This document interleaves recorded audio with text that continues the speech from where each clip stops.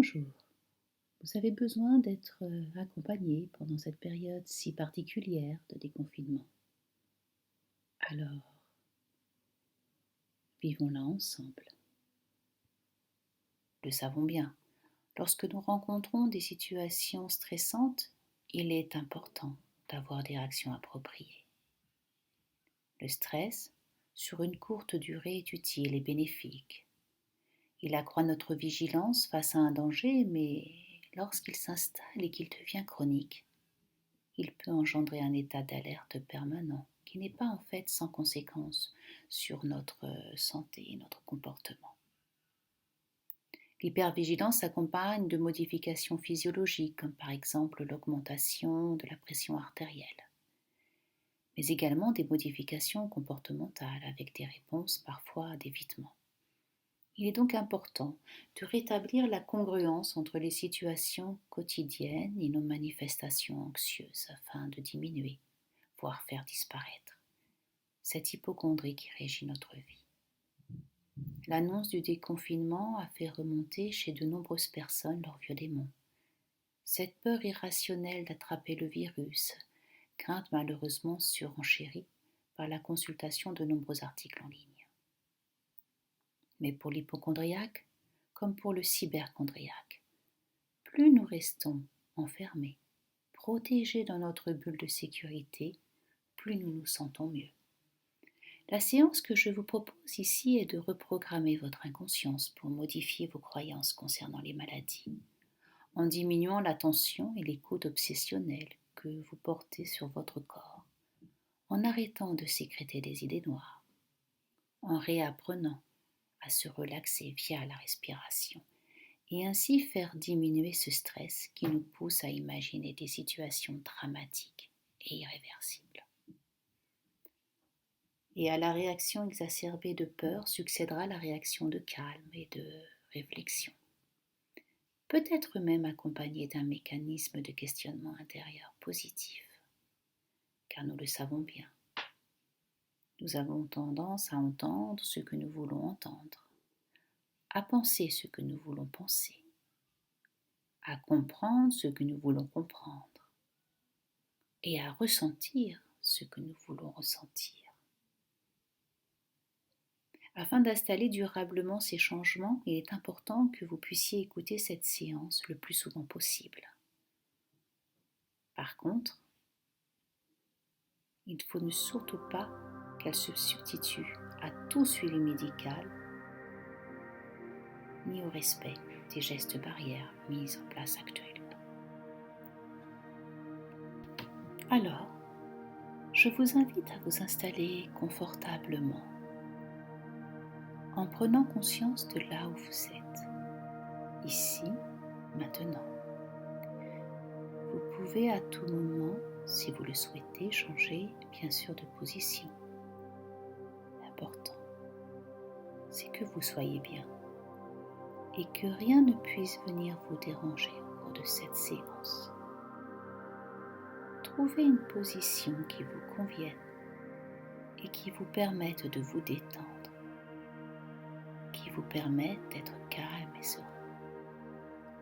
Prenez le temps de vous installer, de sentir tous les points de contact de votre corps sur la surface que vous épousez. Occupez tout l'espace dont vous disposez pour permettre à votre corps de se dénouer, de s'assouplir, de s'approfondir. Je vais compter de 5 à 1 et à un moment, à votre rythme, vous rentrerez en transe, cet état d'hypnose profonde, cet état de réceptivité vis-à-vis de vos propres ressources inconscientes. 5. J'aimerais que vous focalisiez sur le son de ma voix en abaissant tout doucement vos paupières en signe de retrait du monde extérieur. Vos muscles autour de vos yeux fermés vont devenir de plus en plus relâchés et vos paupières vont alors devenir de plus en plus lourdes. Peut-être serez-vous curieux de constater que le simple fait de fermer les yeux permet de les ouvrir sur son monde intérieur. Et si, au cours de cette séance, des suggestions ou des mots vous dérangent, vous pouvez les ignorer, les laisser passer comme des nuages qui passent dans le ciel et ne garder que ce qui est bien pour vous. Laissez-vous porter par ma voix. Vous n'avez rien d'autre à faire que de vous laisser faire. Rien d'autre à savoir. Rien de particulier à penser. Juste être là. Il est toujours très fatigant d'essayer de savoir à quel moment et comment les choses se mettent en place. Alors arrêtez d'essayer. Laissez les choses se faire. Laissez les muscles autour de vos yeux se détendre. Arrêtez d'essayer. Laissez les choses se faire tranquillement. Laissez les muscles autour de vos yeux se détendre afin que vos paupières se soudent complètement, comme pour enclencher un processus d'intériorisation. C'est tellement agréable de se détendre. 4. La relaxation que vous avez créée là dans vos yeux est celle que j'aimerais que vous laissiez aller dans tout votre corps. Laissez se propager la relaxation de chaque muscle, chaque fibre, chaque nerf, dans toutes les parties de votre corps. Laissez le relâchement des vaisseaux contrôler et apaiser les variations du flux sanguin et ainsi ralentir paisiblement la respiration qui devient calme et sereine. Continuez à respirer tranquillement. Prenez de bonnes respirations profondes de manière à mieux vous concentrer sur votre monde intérieur pour entrer de plus en plus encore en état d'hypnose. 3. À chaque inspiration, sentez l'air pur caresser vos narines et se diffuser dans votre corps comme des flux de calme. Flux qui rendent chaque partie de votre corps encore plus détendue, plus lourde. Vous inspirez le bien-être. Vous pouvez peut-être imaginer lui donner une couleur. Pourquoi pas la couleur de la détente profonde. Et à chaque expiration, vous soufflez vos tensions.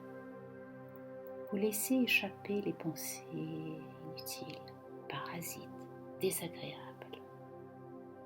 Continuez à respirer comme cela tranquillement et à vous détendre à votre rythme. Laissez la respiration accentuer encore plus le relâchement de tous les muscles du corps. Sentez la diffusion de la détente dans le cou, les épaules, les bras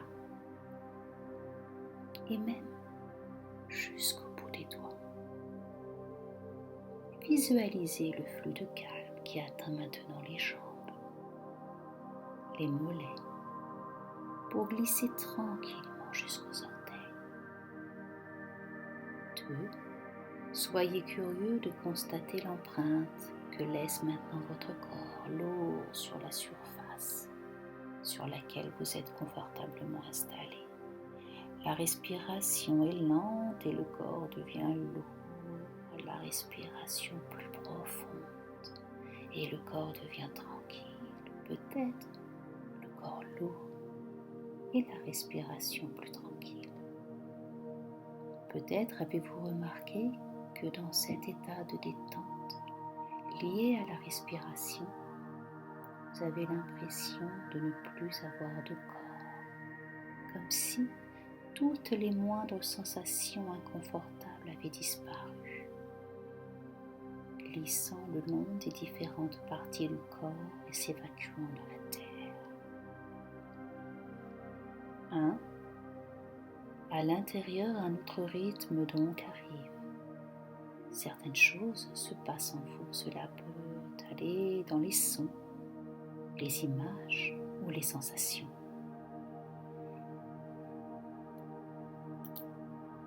L'inconscient peut envoyer ses premiers signes et vous pouvez déjà les ressentir. Le corps est de plus en plus lourd, comme attiré par la gravité de la terre, comme s'il y avait une envie de plonger dans l'état d'hypnose, de plus en plus profondément, avec pourtant quelque chose de très confortable à l'intérieur, de plus en plus léger, comme allégé de tracas, de soucis. C'est un état particulier où l'on n'est pas tout à fait soi et pas tout à fait autre chose. Un état confus, un état dans lequel une autre partie de vous, votre inconscient, monte la garde, explore les ressources utiles pour plus de maîtrise et de confort quotidien. Faites confiance à votre inconscient, car vous savez plus que vous savez que vous savez. Maintenant, que vous vous êtes débarrassé de toute tension, comme si vous aviez installé au rythme de la respiration une bulle d'apaisement, de tranquillité, de confort, de sécurité. Bulle qui vous entoure agréablement à la bonne taille, pas trop grande, pour se sentir toujours protégé. Pas trop petite non plus, pour ne pas avoir cette sensation d'être blessé. Cette bulle, c'est votre bulle. Et j'aimerais vous emmener prendre l'air dans la nature, vous emmener observer ce qu'il y a à observer autour de vous. Je vous invite donc à me suivre au cœur d'une forêt magique, une forêt sous l'eau où la faune et la flore sont bien différentes des autres lieux, des autres terres. Une forêt où les arbres ont des racines aériennes qui flottent dans une eau stagnante et qui arborent un grand marécage. Une forêt où le vent règne en maître. Je vous laisse entrer à votre rythme dans cette forêt humide, tapissée d'une merveilleuse mousse verte, donnant à cet endroit une note étrange et à la fois féerique. Je ne peux pas vraiment savoir toutes les choses que vous allez remarquer. Peut-être allez-vous particulièrement apprécier les nuances contrastées de cette eau dormante, qui vont du rouge au bleuté, en passant par un vert violacé. Cet arc-en-ciel qui donne une profondeur, un mystère à cette forêt marécageuse. Ou plutôt, allez-vous remarquer la taille de ces colosses qui occupent tout l'espace, tant par leur hauteur que par leur rondeur. Vous continuez à vous enfoncer à votre rythme. Et plus vous vous enfoncez, plus vous vous sentez léger. Peut-être que des sons, des odeurs, des sensations comme le vent sur votre visage vous plongent encore plus profondément dans la sérénité, dans la plénitude. Cet état qui vous permet de vous concentrer et profiter des choses que la nature vous offre comme un cadeau. Je ne sais pas si vous commencez à remarquer que votre façon de voir les choses a changé, alors que vous continuez à vous enfoncer encore plus profondément. Vous allez apercevoir au fond une étendue d'eau qui regorge de roseaux non protégés et soumis aux caprices du vent. Que voyez-vous? Que ressentez-vous lorsque vous observez cette plante fragile, mince, souple, se courber à chaque rafale de vent? Peut-être vous demandez-vous, n'a-t-elle pas peur de se briser? Ne devrait-elle pas rester petite pour ne pas se casser sous la force du vent? Ne devrait-elle pas rester cachée entre les autres roseaux pour être protégée? Ne devrait-elle pas se recentrer sur elle-même, se focaliser sur les signaux de danger pour mettre en place toutes les protections nécessaires à sa survie? Ressentir, anticiper. Car vous savez bien que dans les milieux fortement vantés, les proportions géographiques des arbres, des plantes, est importante. Leur croissance en hauteur est diminuée au profit de leur croissance en épaisseur. La nature doit donc être trabue pour mieux résister. C'est pour cela que les arbres symbolisent la force, la résistance et donc la longévité. Et pourtant,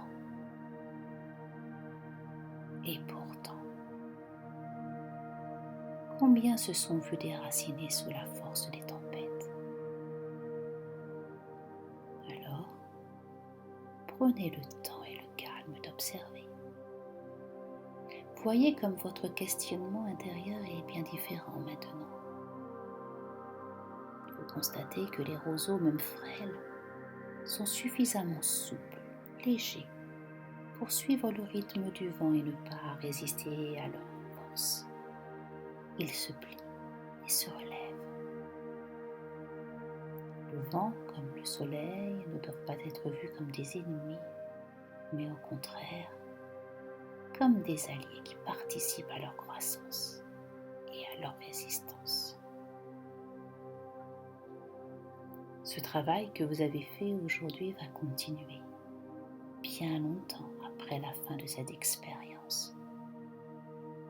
Votre esprit inconscient peut permettre